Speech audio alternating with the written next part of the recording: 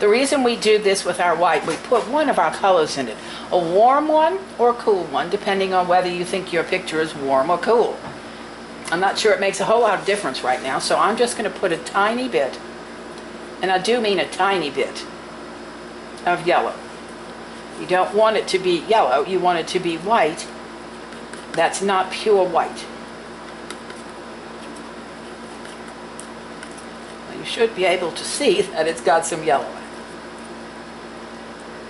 Okay, can you see the difference between this and this now? That's what we're looking for. This warm, biased white, as opposed to this very stark white. Right. The reason we do that is because we'll use the biased white in all of our mixes. Pure white we'll put right here where you see LL for lightest light. Just a tiny bit of it. That's for highlights and places where you know you're going to have pure white. If you use the same white for everything, your pure white won't mean as much. And down here we have a very little bit of ivory black. We don't use black all the time. We use black to augment a dark if it needs to be darker. What we do is mix our complements to get our darks over here. This will be a cool dark. We plan for it to be a cool dark. And so we can mix over here the colors that we're going to put on first, which are burnt sienna,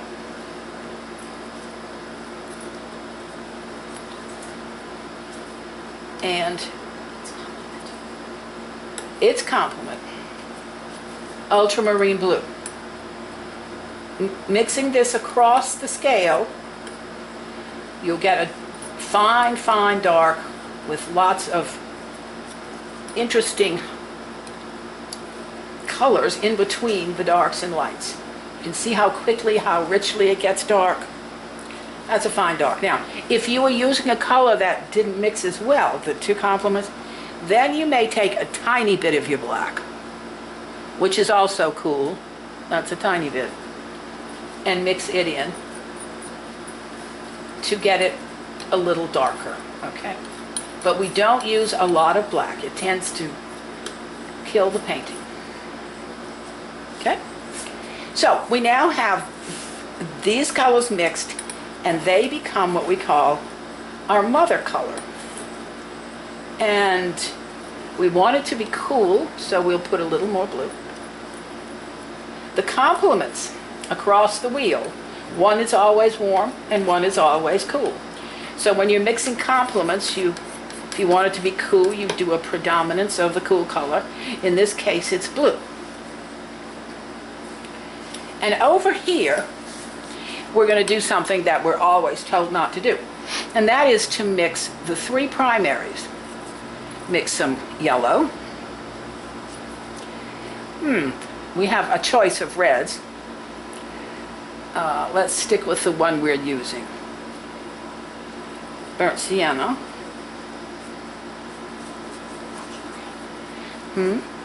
And blue. All right, so those are your traditional primaries. They make a nice dark that is a warm dark. See the difference between the two darks? Okay. Now that was a little more blue, but it's a nice warm dark. I call that the grandmother color because grandmothers are warm. I call this a mother color because mothers are cool.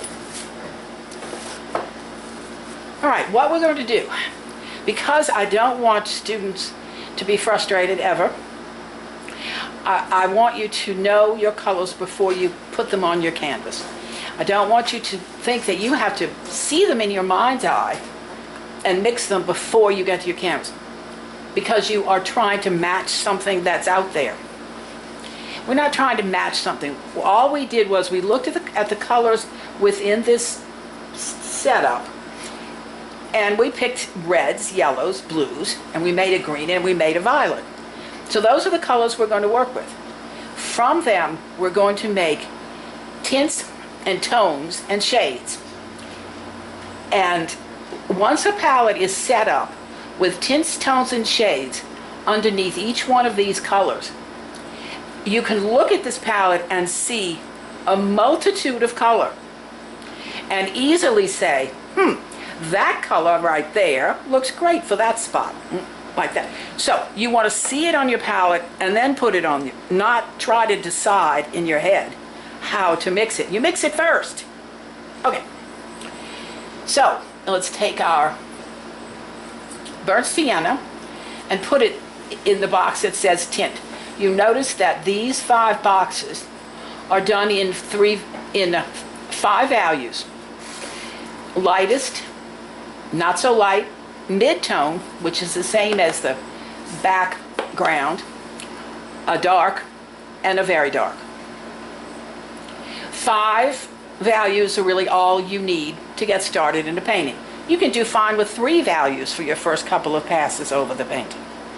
For right now, just to show you how it's done, I'll do 5 values with this one and 3 with the others, so we won't have to take so much time.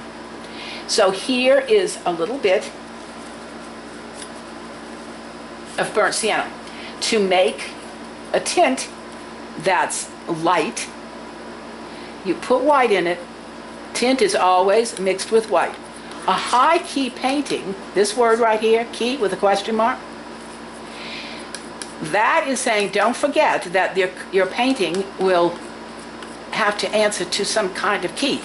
Is it high key? Does it have a lot of white? Which would mean, is it a pastel? Or is it very dark, be a very low key painting where your colors would be way down here? So what I'm going to do is the easy way to make this happen. I'm going to take a little of this, about half of this, and put it here.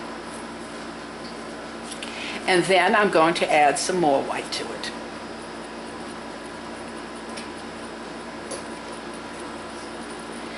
What you're looking for is a color that is demonstrably different.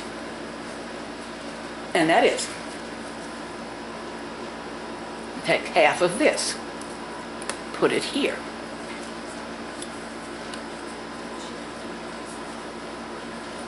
Put less white in it.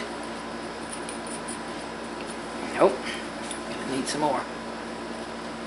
You can always go back to your puddle to adjust. Now that's a big jump. This looks lighter than that. Let's put some of this in here.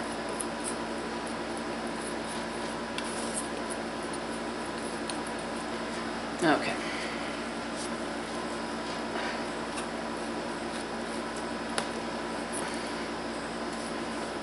Even less white.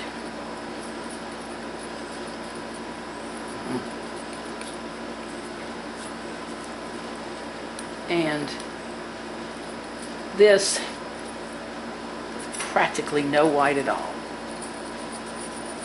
All right.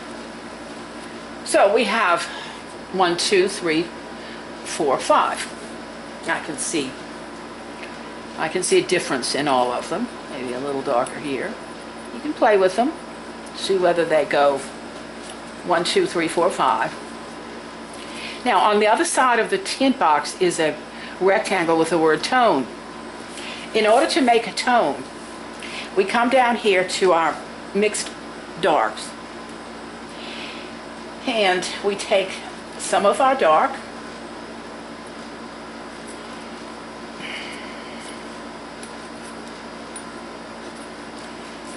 and put it on the dark circle. Put a very little bit of white in it. It gave us a brown, not a gray. So let's put some black in it so it pushes it towards gray. Oops.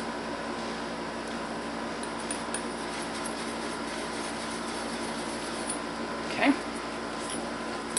And let's take some of that here.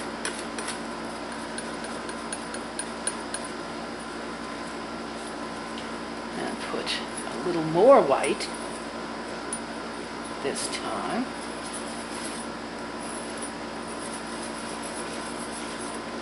Okay. And then we take some more. I'm going to take from here. Kind of close here.